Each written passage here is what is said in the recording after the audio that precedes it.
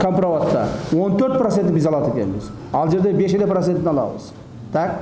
Демек, биздин 800 гектарга бизге жер беришиңер керек деп биз талапты койдук. Булар мурда бизге 200 гектар берген экен, Анан калганы калып кеткен экен. Ошо калып кеткенди бересиңер дедик. Десек, булар айтып атат, ал жерде Көксерек, Баястан, Уңгартуу, ушулардын Карабелес Аладдин. Вот ушул айылдарды элдер жашайт дейм. Ал жерде бир айылда 50 түтүн, бир айылда 150 түтүн. Ушундай ошолор көчүрүп чыгып кетесиңер дейт. Бул биздин жерлер дейт. Карта боюнча өзү алардыкы, ачык эле айтыш керек. Так. Анан кийин биз не кылышыбыз керек? Ошол Фадаханишенин үстүндөгү жердин акысы үчүн деп туруп, ошол жерлердин бардыгын биз өзүбүзгө жаздырып алдык.